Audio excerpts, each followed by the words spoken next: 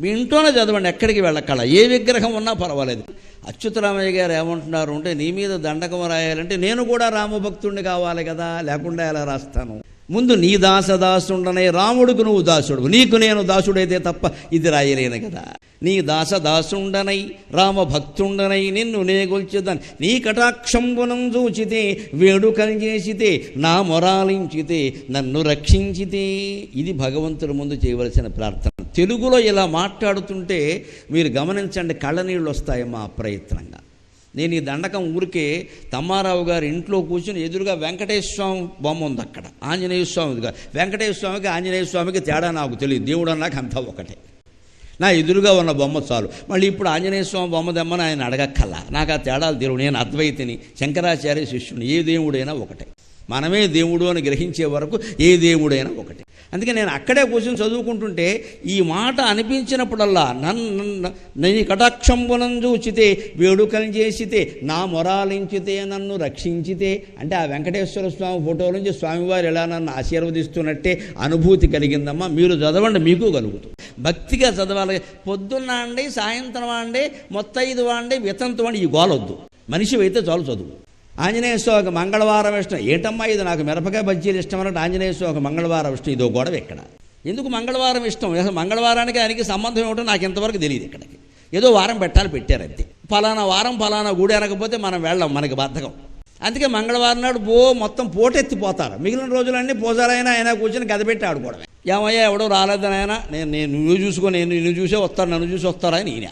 ఈ వారాల పిచ్చోడు పట్టుకుంది మనకి బాగా.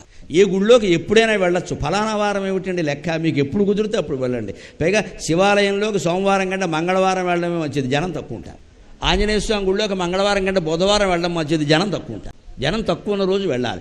మన మొర ఏదో ఆయన దగ్గర చెప్పుకోవడానికి బాగుంటుందమ్మా. 1,00,000 మంది జనం ఉండగా మననవుడు వెళ్ళనేస్తాడు, తోసి పారేస్తాడు. ఆ ప్రార్థన భక్తిపూర్వకంగా చేయడం ముఖ్యం. కానీ పర్వదినం, మంచి రోజు, ఈ లైన్లో మొదట ఉండడం, ఇవన్నీ ముఖ్యమైన విషయాలు కాదమ్మా. ఊరికే మనం చేయడం కోసం చెప్పారు. వాటిని అర్థవాదం అంటారు. అర్థవాదం అంటే నీ చేత ఒక పని చేయించడం కోసం ఒక మాటను అతిశయోక్తిగా చెబుతారు. అది అతిశయోక్తి అంతే. ఆ మాట చెప్పకపోతే అసలే మానేస్తారు. కాబట్టి దాన్ని పట్టుకుని వేలాడితే అలాగా. అందుకని ఎప్పుడైనా చేయొచ్చు, ఏం పర్వాలా. నా మొరాలించితే నన్ను రక్షించితే అని తెలుగులో మాట్లాడుతూ ఉంటే ఆయన రక్షించడా?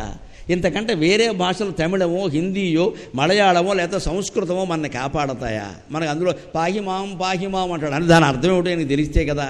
అంతకంటే నా మొరాలించితే నన్ను రక్షించితే నిన్నెంచ నేనెంత వాడన్ అంజనాదేవి గర్భాన్వయా దేవ నిన్నెంచ నేనెంత వాడన్. అంజనాదేవి గర్భంలో జన్మించిన మహానుభావ, నిన్ను కీర్తించడం నా వల్ల అవుతుందా? నిన్నెంచ నేనెంత వాడన్ దయాశాలి వైజూచితే దాత వైబ్రోచితే దగ్గర నిలిచితే. ఆ భావన మనం మనస్సులో పొందుతూ చదవాలి.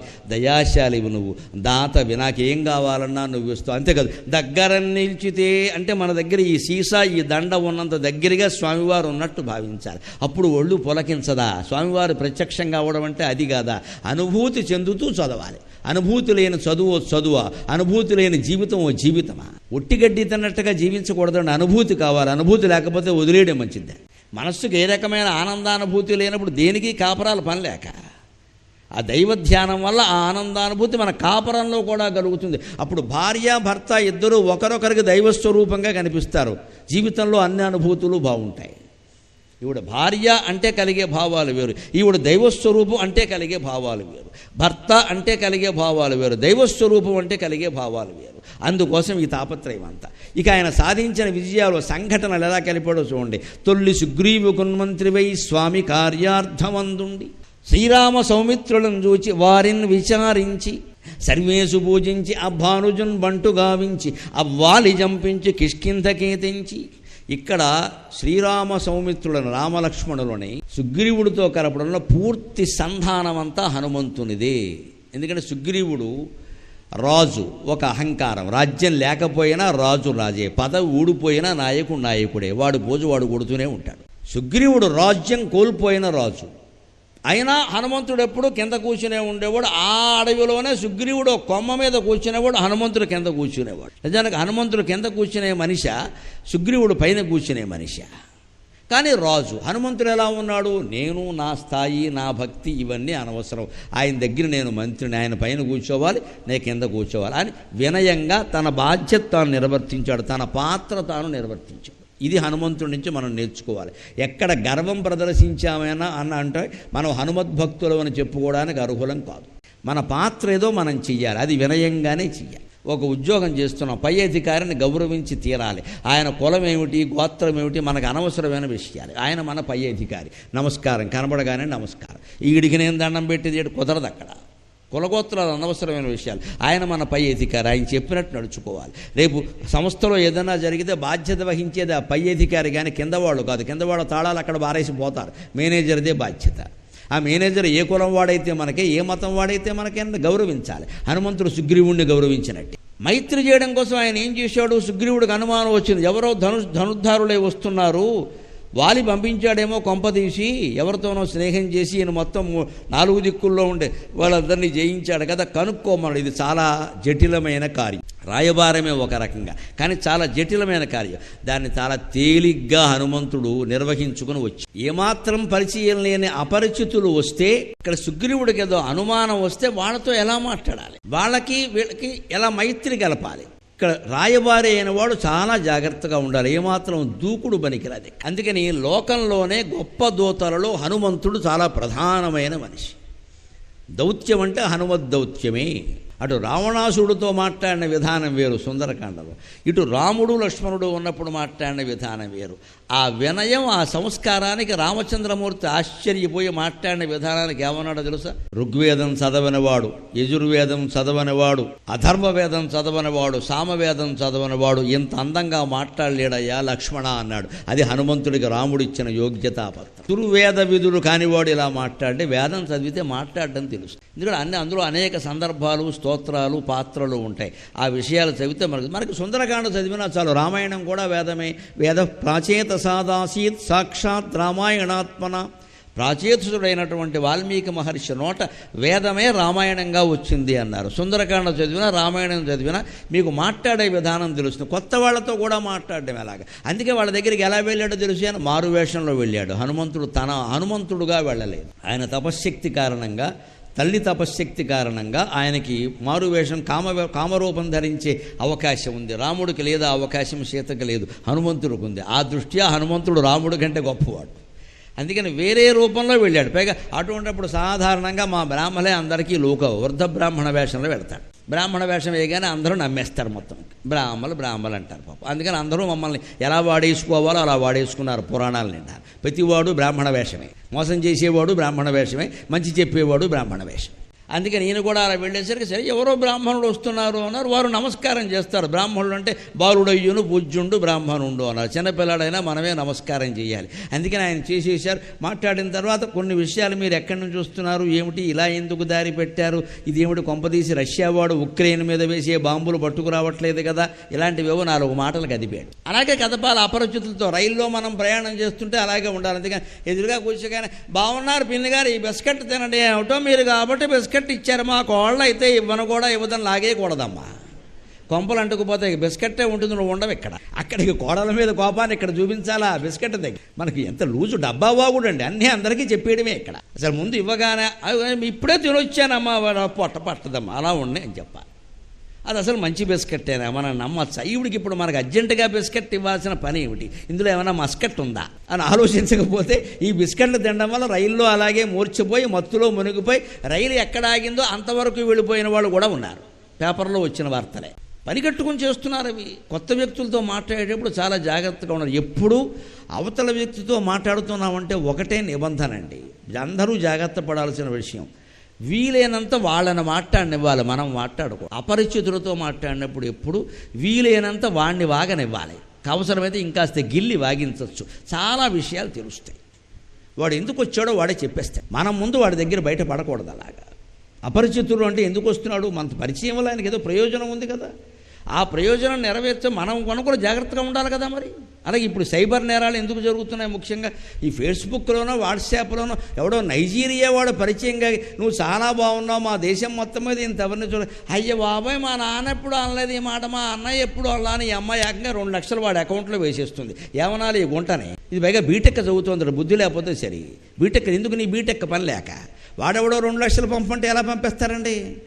మీకోసం ఒక బహుమతి పంపించా, లవ్ సింబల్ కూడా పెట్టా, విమానాశ్రయంలో ఉంది, దాన్ని విడిపించుకుంది ఊరికే నువ్వు ఒక 20,000 కడితే చాలు, అది 2 లక్షల బహుమతి అనగా 20,000 కట్టేస్తుంది ఈ అమ్మాయి. ఐసే అట్టే రొట్టె మట్టే. ఇక ఆలోచన ఉండద్దా? వాడెవడో పరాయి వాడు కదా, ఎక్కడి నుంచో మాట్లాడుతూ, అసలు వాడు మగాడో కాదో, ఆడదెవరన్నా అలా మాట్లాడుతుందేమో ఆలోచించాలి కదా. ఫేస్బుక్లో ఉండే మొహం వేరు, అసలు ఫేస్ వేరు. అన్ని మోసాలు జరుగుతున్నాయి. ఎందుకని మన అమాయకత్వం. ఇందుకోసం సుందరకాండ చదవమన్నారు. సుందరకాండ చదివితే పనులు అవుతాయి అన్నారు. హనుమంతుడు వెళ్ళగానే డబ్బా కొట్టుకుని చెప్పలేదు, అక్కడ వాళ్ళని మాట్లాడినిచ్చాడు. ఆ తర్వాత తెలుసుకుని విషయం చెప్పాడు. చాలా సంతోషం, మీరు పైకి రండి అన్నాడు. అందుకనే శ్రీరామ సౌమిత్రులను చూచి సర్వేషు పూజించి వారిని విచారించి వారెవరో తెలుసుకున్నాడు. అప్పుడు పైకి తీసుకొచ్చాడు, మైత్రి చేయించాడు. అవ్వాలి జంపించి కిష్కింధకేతించి, వాళ్ళని చంపే వరకు కిష్కింధకు వచ్చే అవకాశం లేదు. ఇద్దరికీ గాఢమైన మైత్రి పొసగేలా చేశాడు. అగ్నిసాక్షిగా ప్రదక్షిణం చేయించాడు. అంతా హనుమంతుడు దగ్గరుండి ఆయన నాయకత్వంలోనే జరిగింది. అంచేత సంధానకర్త అంటే హనుమంతుడే. అది మనం నేర్చుకుని పెళ్లి సంబంధం కుదరడానికి కానీ, ఉద్యోగం రావడానికి కానీ, సమస్య పరిష్కారం కావడానికి కానీ ఎలా మాట్లాడాలో అలా మాట్లాడితే అది జరుగుతుంది. కాబట్టి సుందరకాండ చదివితే పనులు అవుతాయి అన్నారు. అంతేగాని ఈ శ్లోకం ఎలా చదవగానే పెళ్లి సంబంధం గాలిలోంచి రాదమ్మా. గాలిలోంచి వస్తే నీటిలోంచి పోతుంది. అలా వచ్చిన సంబంధాలు నిలబడవు. మనం మాట్లాడడం నేర్చుకోవాలి. ఆయన ఎలా మాట్లాడాడు? ఇప్పుడు పెళ్లి సంబంధం మాట్లాడుతున్నాం అనుకోండి, పెళ్లి చూపులకు వెళ్ళాం, అక్కడ కూర్చుని వాళ్ళని మాట్లాడనివ్వాలి, మనం మాట్లాడకూడదు. మాకు ఇంత ఉంది, అంత ఉంది, చాలా వస్తున్నాయి, ఏమిటో మా వాడికి అవ్వట్లేదు అని అన్నాం అనుకో, వీడు పనికి మాలిన వాడని తెలిసిపోయింది వాడికి. అలాగే ఇంకా మగపెళ్లి వారు మన దగ్గరికి రాకుండానే మేము పిల్లని చాలా జాగ్రత్తగా చూసుకుంటాం, కంటిలో రెప్పలా చూసుకుంటాం, బియ్యంలో రాయేలా చూసుకుంటాం అని 10 సార్లు అన్నారనుకో, వాళ్ళని అనుమానించాలమ్మా. చూసుకోరు. అలాగే అన్నిసార్లు ఎందుకు చెబుతున్నారు? చూసుకునేవాడు చూసుకుంటాడు. అక్కడ గ్రహించాలి వెంటనే. వాడు బాగా చూసుకుంటామని చెప్పారు, చెప్పేవాడు చెయ్యడు, చేసేవాడు చెప్పడు. పైగా అన్నిసార్లు చెబుతున్నాడంటే అనుమానించాలి. చూసుకుంటారు కదా, వెళ్ళి ముందే ఎందుకు చెబుతున్నారు ఇవన్నీ? వాడికి ఏదో ఉంది లోపం, లేకపోతే ఎందుకని ఇంతలో చూసుకుంటాం అంతలా చూసుకుంటాం, కంటిని రెప్పల. ఇది 16 సార్లు ఈ డైలాగ్ అవసరమా? అజ్ఞానులు మాట్లాడే మాటలేవి బయటపడిపోతూ ఉంటారు. ఏమిటో వీడి కొంచెం దోషం ఉండదు అవట్లేదు, ఇంకెవడో పిల్లనవ్వడు. దోషం ఉన్నా చెప్పకూడదు. అవసరమైతే ఓ శాస్త్రి గారిని పట్టుకుని వేరే జాతకం రాయించేయాలి, శ్రీమద్ రమారమణ గోవిందో హరి. లేకపోతే అవ్వవు. ఓ అంత భారస్తే ఆయన రాస్తాడు, ఎందుకు వచ్చిన గొడవ? అసలు ఏ దోషం లేని జాతకం ఉండనే ఉండదు. అంత పట్టాభిషేకం ముహూర్తం పెట్టారు, రామచంద్రమూర్తి పట్టాభిషేకం ఏమైంది? ఇవన్నీ అనవసరమైన విషయాన్ని మాట్లాడే టాక్టీస్ అంటారు చూడండి, నేర్పు. ఆ నేర్పు సుందరకాండ చదివితే వస్తుంది. అందుకని పనులు అవుతాయి అన్నారు. పుస్తకం పారాయణ చేస్తే పనులు అవ్వడం ఏంటో మా అర్థం లేని మాట. అటు చేస్తే అవుతాయి ఖచ్చితంగా. నువ్వు చేస్తావని ఆ మాట చెప్పారు. అందుకోసం ఈయన ఈ మాట చెబుతున్నాడు ఇక్కడ. అలా నువ్వు సంధానం చేసు. అంతటితో వదిలిపెట్టాడా? శ్రీరామ కార్యార్థమై ఆ లంకగేతించియున్ లంకెణిన్ గూల్చియున్ లంకనుగాల్చియున్. అక్కడి నుంచి సముద్రం దాటుకుంటూ లంకకి వెళ్ళాడు. వెళ్ళినప్పుడు నిజంగా ఆయనకి 3 రకాల ఆటంకాలు వచ్చాయి. ఒకటి, మైనాకుడు వచ్చాడు పైకి పర్వత రూపంలో. హనుమాన్, మీ తండ్రి వాయుదేవుడు నాకు చాలా ఉపకారం చేశాడు ఇది వరకు, నేను నీకు ప్రత్యుపకారం చేస్తాను, అందుకని నువ్వు ఏదో ఆయాసపడి పెడుతున్నావు, కాసేపు నా పర్వత శిఖరం మీద విశ్రాంతి తీసుకో. ఇక్కడ రకరకాల ఫలవృక్షాలు ఉన్నాయి, తాజా ఫలాలు, ఫలరసాలు నీకు విందుగా ఇస్తాను, నేను స్వీకరించి వెళ్ళమన్నాడు. ఇది సాత్విక ఆటంకం. మంచి పనే, ఆయనే మోసగాడేం కాదు. కానీ ముఖ్యమైన పని మీద వెళుతున్నప్పుడు మనం ఎవరు అడ్డు చెప్పినా ఆగకూడదు. దగ్గర వాళ్ళైనా సరే, ఇప్పుడే వస్తానే ముఖ్యమైన పని ఉంది అని వెళ్ళిపోవాలి. ఓ బ్యాంక్ కడుతున్నావు, ఓ 5 లక్షలు డబ్బు వెయ్యాలి అనుకున్నావు, ఓ బ్యాంకులో పెట్టుకున్నావు, వెంటనే వెళ్ళి ముందు బ్యాంకులో వేసేసిన తర్వాత మిగిలిన పనులు చూడాలి.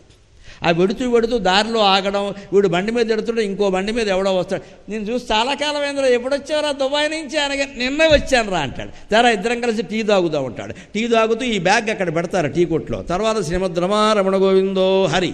దొంగతనం చేసిన వాడు తప్పు కాదు, నన్ను అడిగితే ఈ వెధవ తప్పు. 5 లక్షల రూపాయలు బ్యాంకులో వేయడానికి క్యాష్ పట్టుకెడుతూ మధ్యలో టీ తాగడం కర్మ ఏమిటండి వీడికి? స్నేహితుడు మంచివాడేనమ్మా, వాడేమో దుష్టుడు కాదు, వాడు మామూలుగానే అన్నాడు, చూడక చూశాడు, ఏడాది అయింది అన్నాడు. అయినా స్నేహితుడికి ఏం చెప్పాలి? వస్తాను అని చెప్పి వెళ్ళిపోవాలి తప్ప 5 లక్షలు ఉన్నాయి బ్యాంకులో వేస్తాను అని అరవకూడదు. అది మరీ ప్రమాదం. ఇంకోటి వెనకాల వస్తాడు. ఏం చెప్పొద్దు అసలు విషయం. ఆర్థికమైన విషయాలు అసలు నోటమ్మట బయటికి రాకూడదు. కోట్లు దాచుకున్నా సరే ఏముందంటే, మా నాన్నగారు అనేవారు, ఏదో మాతో పాటే చారు అన్నం అనేవారు, అంతే, ఏం తెలిసేది కాదు. 18 ఎకరాల పొలం, శుభ్రంగా ఇల్లు, స్థలం, ఇంకా డబ్బు అన్నీ ఆ మహానుభావుడు బంగారం సహా మా అన్నదమ్ములకు ఇచ్చాడు. ఆయన పోయి మేము ఎనపెట్ట తీసి చూసే వరకు అంత ఉందని మాకే తెలియదు. పెదవి దాటితే పృథ్వీ దాటినట్టేరా అనేవాడు ఆయన. గొప్ప ఉపదేశం.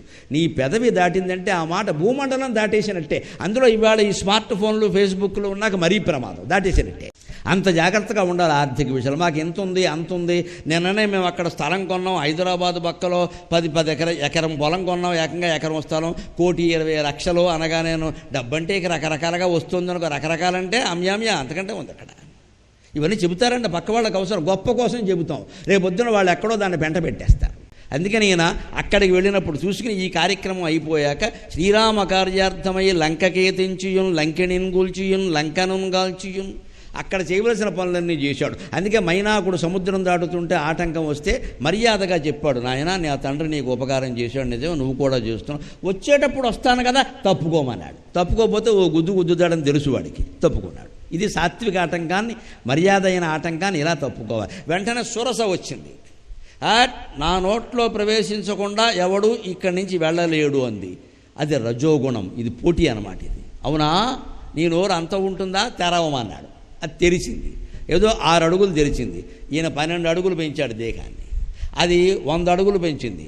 ఈయన 200 అడుగులు పెంచాడు. అది 300 అడుగులు తెరిచింది నోరుని. ఈయన 400 అడుగులు పెంచాడు. ఒక్కసారి ఆలోచన వచ్చింది, ఏమైనా కబడ్డీ పోటీయా, నాకు ఎందుకు వచ్చిన గొడవ, గిన్నీస్ బుక్ రికార్డా, ఒలింపిక్ గేమ్సా, దీంతో పోటీ నాకేమిటి దరిద్రం, అవతల పొద్ద పని పెట్టుకుని అని చెప్పి వెంటనే ఏమన్నాడు, ఎంత తెరిచావు అన్నాడు. చూసుకో అంది ఆవిడ. 400 అడుగులు. ఈయన వెంటనే 4 అడుగుల మనిషిగా మారాడు. ఆవిడ శరీరం నుంచి బయటకు వచ్చాడు. అది ఉపాయం. ఇది రాజసాటంకాన్ని గెలిచే విధానం. మనం పోటీ పడవలసిన చోట ఒక పరిమితి వరకే పడాలి. అక్కడ పరుగు ఆపేయాలి. పరుగు నెగ్గడమే కాదు, పరుగు ఆపేయడం తెలిసిన వాడే జీవితంలో నెగ్గుతాడు. అనవసరంగా పరుగు పందాలు చేయొద్దు.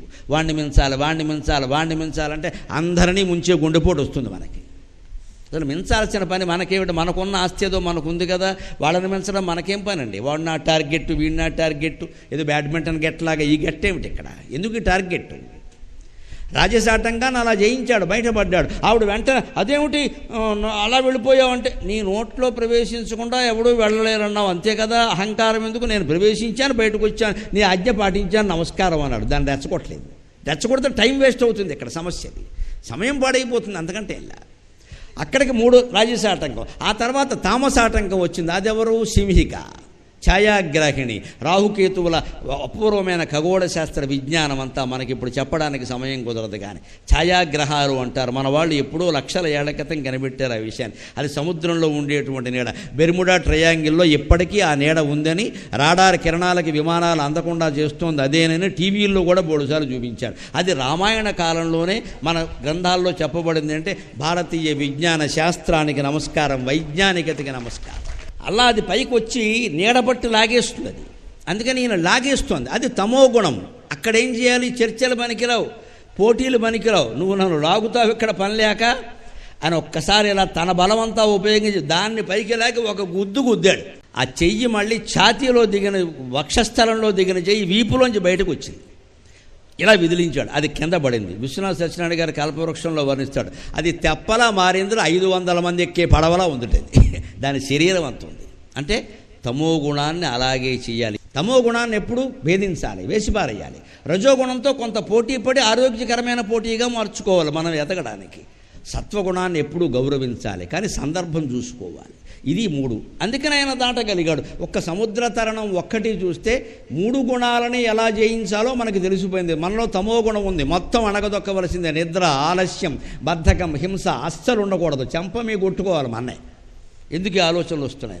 రజోగుణం, పోటీ పడే గుణం ఉంటుంది. పర్వాలేదు, కొంతవరకు పర్వాలేదు. పోటీ వల్ల కొంత మనం అభివృద్ధి చెందుతాం. ఎవడూ మనకి పోటీ లేడనుకోండి, మనం రెచ్చిపోతాం ఇక్కడ అహంకారంతో. అందుకని కాస్త ఉండాలి, ఆ పోటీని మనమే ప్రోత్సహించాలి. ఎంతవరకు? అహంకారం పెరగకుండా. వారు బాగుండాలి, మనం బాగుండాలి. సత్వగుణం ప్రధానంగా ఉండాలి. అది కూడా మనం మెట్టెక్కడానికి ఉపయోగపడాలి. చాదస్తంగా మారకూడదు. సత్వగుణం అహంకారంగా మారుతుంది, లేదా చాదస్తంగా మారుతుంది. ఈ 2 మారకుండా చూసుకో.